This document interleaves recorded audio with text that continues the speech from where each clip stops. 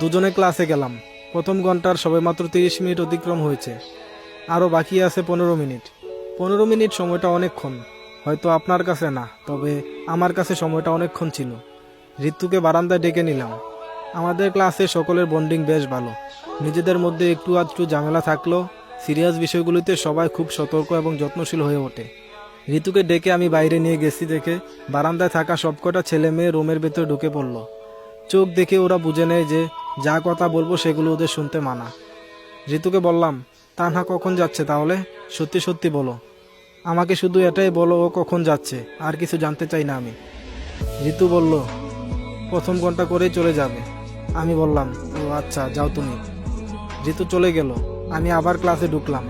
জামিলকে ডেকে বাইরে এনে বললাম, তুই যাওয়ার সময় আমার ব্যাগটা নিয়ে যাস সাথে করে। আমি বললে এখন ছুটি পাবো না। পেছন দিয়ে ওয়ালটপকে বেরিয়ে যাচ্ছি আমি, মনে করে নিয়ে যাস আমার ব্যাগটা। আর স্যার যদি আমার কথা জিজ্ঞেস করে তাহলে বলিস আমাকে তুই দেখিস নি, বাকিদেরকেও বলে দিস।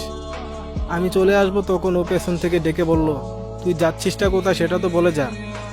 ওকে বললাম, যাচ্ছি এক জায়গায়, ফিরে এসে তোকে সব বলবো। ওয়ালটপকে বেরিয়ে আসলাম আমি। রাস্তায় নেমে রবিনকে একটা কল দিলাম, রিসিভ করলো ও। আমি বললাম, দোস্ত কোথায় তুই? রবিন বলে, বাসায়। কেন? আমি বললাম, তোর বাইকটা আমার লাগবে, বাইকটা নিয়ে তাড়াতাড়ি একটু শহীদ মিনারের মোড়ে আয় তো। কথাগুলো বলে ফোনটা কেটে দিলাম। জানি কথা বলতে থাকলে এটা সেটা বুঝিয়ে বাইক আর দিবে না। এভাবে ফোন রেখে দেয়াতে যত সমস্যায় থাকুক, নিজেরটা কাছে না থাকলেও অন্য কারোর বাইক নিয়ে হলেও এসে হাজির হবে। এর মধ্যে 2বার কল দিয়েছে ও, আমি ধরলাম না। জানি এবার চলে আসবে। কলেজ থেকে শহীদ মিনারের মোড় অব্দি পায়ে হেঁটে যেতে সময় লাগে 6-7 মিনিট। একটু পরেই পৌঁছালাম সেখানে।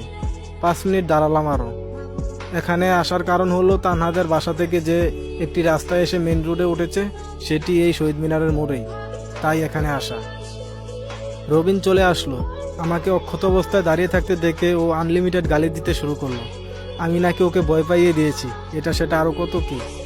জানতে চাইলো কলেজের ইউনিফর্ম পরে বাইক নিয়ে কোথায় যাবি। ওর কাছে এসব বলা আর এলাকায় মাইকিং করা একই কথা।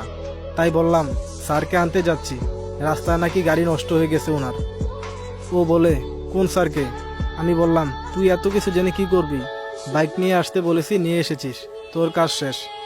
এবার 1000-5 টাকা থাকলে দে আমায়, বাসা থেকে নিয়ে সন্ধ্যায় দিয়ে দেব। মানিব্যাগটা হাতে নিল ও, দেখছে কত টাকা আছে না আছে। বাস পাখির মতো ওর হাত থেকে মানিব্যাগটা নিয়ে নিলাম আমি।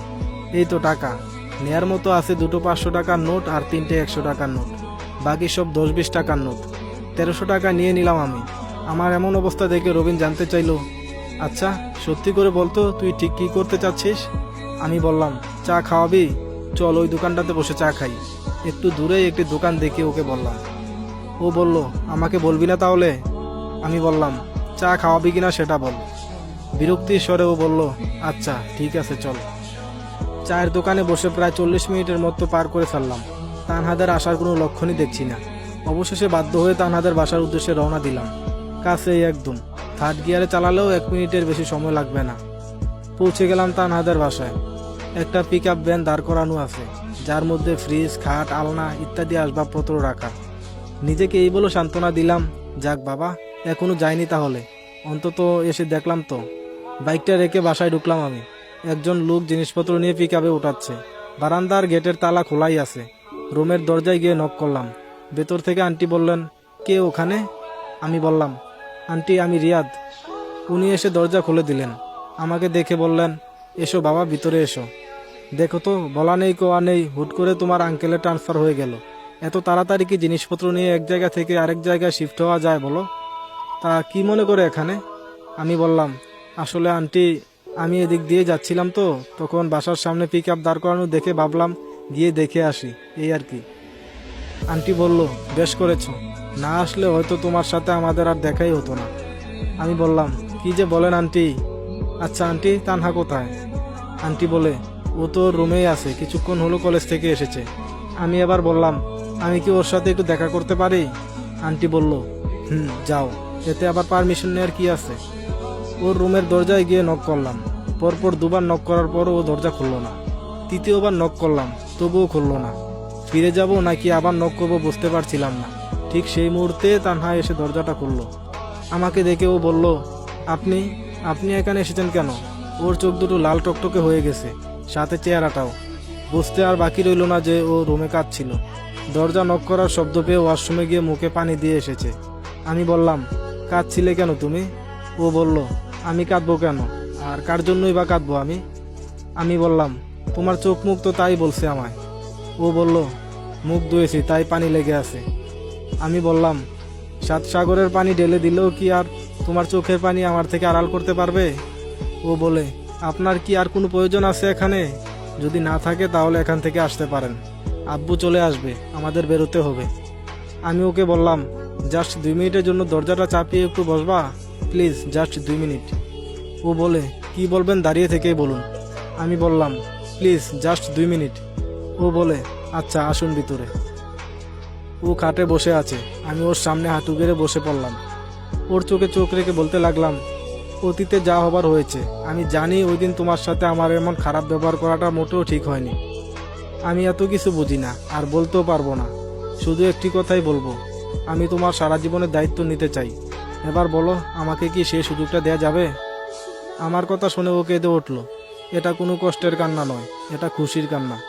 ও দাঁড়িয়ে গেল এবার, আমিও দাঁড়ালাম। আমার দিকে তাকিয়ে ও এবার আরো বেশি কাঁদতে লাগলো। ও খুব শক্ত করে জড়িয়ে ধরলো আমায়। আমি ওকে বললাম, এই ছাড়ো, মা এসে বললে সমস্যা হয়ে যাবে। ও বলল, না ছাড়বো না তোমায়, অনেক সাধনা করে তোমাকে পেয়েছি, আর ছাড়বো না তোমায়। আমি বললাম, বোকা মেয়ে, আমাকে কি কেউ নিয়ে যাচ্ছে বলো?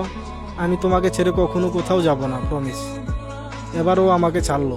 আমি ওর চোখের পানি মুছে দিতে দিতে বললাম, আজ থেকে এই চোখ দুটো আর কখনো কাঁদবে না, কাঁদলে আমার কষ্ট হবে, বুঝলে? ও আবার আমাকে জড়িয়ে ধরলো আর বলল, বুঝলাম। কিছুক্ষণ জড়িয়ে ধরে রাখলো আমায়, তারপর ছাড়লো। ওর চোখ মুখে খুশির ছাপ স্পষ্ট। দরজাটি খুলে দিলাম আমি, যেন বাইরে থেকে কেউ আসলো আমাকে দেখে কিছু মনে না করে। ও গোছগাছ করতে লাগলো। আমি সোফায় বসলাম। এবার ওকে বললাম, তা আঙ্কেলের ট্রান্সফার কোথায় হয়েছে? ও বলল, সিলেটে। আমি বললাম, সিলেটের কোথায়? ও বলল, ডিটেলসে আব্বু কিছুই বলেনি, রাতে শুধু বলেছিল সিলেটে যাবার জন্য যেন প্রস্তুত হই। তারপর সকালে বলল কলেজ থেকে টিসি নিয়ে নিতে। এসবের জন্যই কোচিংয়ে যেতে দেরি হয়েছিল আমার। আমি বললাম, তা সেখানে গিয়ে আবার আমাকে ভুলে যাবা না তো? ও তখন বই গুছাচ্ছিল, থেমে গিয়ে আমার দিকে তাকিয়ে বলল, ভুলেই যাব, এবার খুশি তো? আমি বললাম, আরে রাগ করছো কেন, মজা করলাম একটু। আচ্ছা আমরা যোগাযোগ করব কিভাবে? ও কাজ করতে করতে বলল, সেটা তো আগে ভাবিনি, আর ভাববই বা কি করে? আমি কি জানতাম নাকি যে তুমি একেবারে বাসায় এসে এভাবে আমাকে প্রপোজ করে বসবা? তুমি কিছু একটা উপায় বের করো। আমি বললাম, তুমি পার্সোনাল কোনো ফোন ইউজ করো না কেন? এতদিন করিনি, তবে এই বলে ও থেমে গেল। আমি বললাম, থেমে গেলে কেন, তবে কি? ও বলে, তবে এখন মনে হচ্ছে একটা ফোন ইউজ করতে হবে।